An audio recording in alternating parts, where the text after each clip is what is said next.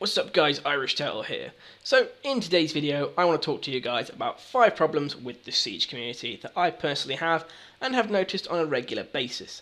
Now this video isn't to say I don't enjoy this Siege as a game, because I do. It's just there is a portion of the community, thankfully a relatively small one, however it is still noticeable, that ruins the community in my opinion, and I want to talk about this and hopefully get a sense of where the rest of the community is at, what you guys think about it, and what your thoughts on it are, and maybe some of your ideas on how Ubisoft could deal with it. So without any further ado, let's get straight into the list. So at number 5 we have toxic, abusive chat, microphone talk, all that kind of good stuff. Now this is something that crops up more often on PC chat-wise, but nonetheless also occurs on console, obviously through messages. Sometimes you get abusive checks there, although that's more of an Xbox PS4 issue than a Ubisoft issue. But basically, you know the type, people firing off insults, being offensive, just generally being toxic and horrible. And I know most games have this, but I have noticed it, I have to say, a lot more in Siege than in most other games, which is kind of sad to say, really. I personally think that there needs to be a better way to deal with this, and I think the way Ubisoft could deal with this is if they have the option specifically on PC to mute people in the chat-wise as well as on mic. So if there is a toxic player, you can just completely stonewall them. Because, let's be honest, these kind of people, it's the response that they want. They take you responding to them, and it just fuels their toxic behaviour even further, and they think, I'm getting to this person, so I'm going to continue being a dick. I do sometimes, obviously I do know sometimes it is just banter, but I think there needs to be a way of dealing with it, because some people don't know it's banter sometimes, and they take offence, and, it's just one of those things, it needs to be cleared out, really, as much as it possibly can. Thankfully, Ubisoft have said recently that they are upping the way they're dealing with toxic players, and they're going to be suspending people and extending suspensions depending on, obviously, what they do, based on racism, sexism, and all that kind of stuff. But the only time will tell, obviously, whether or not they fix anything with this. Hopefully that does fix it and clean up the community a little bit. But I think, all games are always going to have trolls. And hopefully the community just kind of cleans up a little bit from what it is now. At number 4, we have team killing. Now, this is an issue that is rife across all versions of this game, be it PC or console. Especially in casual, although it's not exclusive to it, it is also in ranked. Although in ranked there is a little bit more of a deterrent because you get a competitive match cooldown, because obviously you've team killed too much and they don't want you going straight back into that. I can't tell you how often I've played this game and seen team killing. It's ridiculous. And yes, some of us do it accidentally every so often, and everyone's accidentally shot a teammate, even I have. I'm not going to lie. I have sometimes shot a teammate completely on accident because they happen to have run in front of me at the wrong moment. But it just happens so often in this game deliberately that I find it stupid. In a game to do with team tactics that promotes teamwork, I just don't understand those who do it for fun, or to troll, or just to try and get their own kicks and laughs. I feel as though Ubisoft needs to implement a better way to deal with people who do this, especially in casual. In ranked, it's fairly useful, although I think it needs a bit more of a step up to say that the match bans are longer if you repeatedly team kill. And in casual, I think there needs to be a casual ban or some sort of a thing where they drop you in lobbies with other team killers more often if it occurs too often. I think that'd be a nice way of dealing with it, because it means the team killers can all have their own lobbies where they're all dickheads to each other, and those of us that don't team kill can have our own lobbies where we work as teams and all that good stuff basically. But that's just my kind of opinion on it.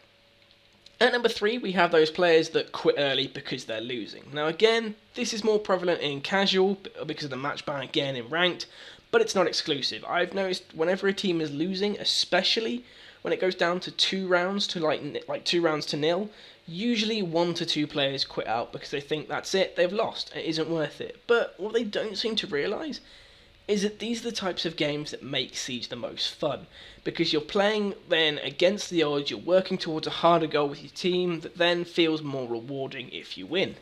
And you kind of know that if you've won, basically your team has dug deep and you've worked together well and you managed to pull it back from that edge of the brink, edge of losing kind of thing, and it just feels so much better because you know that you've worked for it as opposed to you've just skated on through 3-0.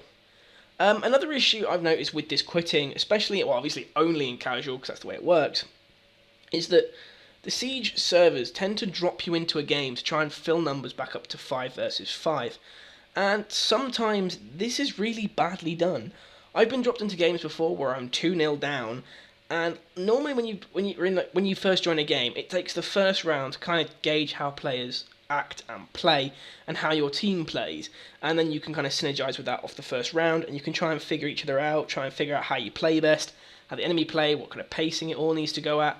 And the issue with these casual matches dropping you in at such a late stage is that it doesn't benefit you, and it doesn't particularly benefit the team either, because it's like all you are is an additional bullet sponge, which in some cases might be useful, but majority of them not, it isn't. And I don't know, I think they need to find a way to obviously fix this, but then I also have to consider that you do want to have games where it's 5 versus 5, not 5 versus 3, because those odds kind of just aren't fair. But then again, I have seen games where 3 versus 5 and the 3 have just dicked on the 5. So, I don't know, it's one of those things where I think there's no easy fix for it, but I definitely think people that quit early need some sort of bigger deterrent to quit, because it just doesn't help those that obviously that are left behind. And like the people that quit out, they don't get everything. Well, they don't get XP, which is good, but I just don't think there's enough of a deterrent for them not to quit. And number 2, we have that thing that really irritates me, and this is one of the big ones, and it's people that think that your level is equivalent to your skill. Now, I'm not talking about your rank, which is obviously bronze to diamond, and that is a genuine ranking like of how good you are. And as you move up in ranks, you're obviously a better skill player, and you're seen as you hit the diamond rank, you are the top end of the skill spectrum, and you have worked your way there. I'm talking about the actual level numbers that go up regardless of win-loss, regardless of KD, as you play the game, and it just goes up naturally on its own. People seem to think that just because a player number is lower, they aren't as good or as skilled as someone whose number is higher, which irritates me so much. I've noticed that some, not all, I'll guarantee you, not all, high-level players try to kick the lower levels as they think they aren't going to be good enough to play with them. And this was something that actually happened to me when I first started playing on PC, when I made that jump across. I found that players would try and kick me when they noticed that I was a lower level than them. And then once the game actually plays out, I'd end up being the highest scoring player, MVP, within the top 2, and like one of the best players on the team, and it'd make them look like idiots for trying to kick me, but also it'd make me feel, personally, it made me feel better, because it was like I defied their expectations. But what annoys me about this is that I imagine there have been times when players have been kicked from games because of this bullshit opinion, where 3 of them have gone, oh, he's a low level, he's going to be useless to us, and they've just kicked him out. And it means that these lower level players don't get a chance to learn because they've got a lower skill perceived lower skill level. So if they are a lower skill level, they can't learn. Obviously, those of us with a higher skill level that maybe have a second account, maybe have started on a different console and moved across, we don't get the respect we deserve, and like it's one of those things of people just perceive you in the wrong way. And when it comes to skill, I'd argue you can't judge anyone by their level. I've seen level 90s to 140s get dicked on by teams of level 20s, and it's kind of due to like perception of them, but also because they just don't think they're good enough to fight them. All the level really indicates is how long you've played the game for and how much time you've put into it, and that is pretty much it. If you really care about skill that much, look at a player's rank. But you also have to remember, if a player isn't ranked, it doesn't necessarily mean they aren't like unskilled, or they are like unskilled. Maybe they just prefer the casual side of the game to the ranked. Maybe they just don't like to take the game too seriously, so they don't jump into that ranked side of the game. So if you think level indicates skill, I suggest you stop that way of thinking. It isn't necessarily a good indicator at all. The best thing you can do is, if you've got a lower level player, you give them the benefit of the doubt, you play in, and then if they start like team killing, shooting you guys in the back, cross-firing, shooting the hostage, any of that kind of shit that you know an unskilled player does, give them some guidance, and if they continue to ignore your guidance, then feel free to kick them, because that is obviously like you've tried to help them and they've just ignored you, and that is when it's more likely that you're going to be considered as less of a dick for kicking somebody. And also, it's the fact that, like I said, if someone's like a gold rank, then yes, they've got some skill. If someone's a bronze rank, again, they're less likely to have skill, but you shouldn't just kick people because of that, because, you know, it's just a game about having fun, and that sort of stuff just is irrelevant, really, especially if you're playing in casual, and if you're in ranked, they won't put you with lower level players really that often. So I think people need to chill out when it comes to this sort of thing, and again, it's one of those things that crops up so often, but it's absolutely stupid. And another one, the biggest problem with Siege, I personally have with this community, in my opinion, is the stupid, and I cannot explain how stupid this is, stupid Montagne, mountain, Montaigne, stupid fucking pronunciation bullshit of the character's name. I'm actually astounded how often this comes up as a thing mentioned. For example, on my Shield video, which is months old by this point, people still argue about how it's pronounced, and in all honesty, does it really matter? I mean, you're still going to be playing the character, it doesn't matter how they pronounce it, you know who the fuck we're on about when I say Montagne, mountain, Montaigne, whatever the fuck you prefer to be calling him, and, you know, it doesn't particularly matter, but people seem to genuinely care about this.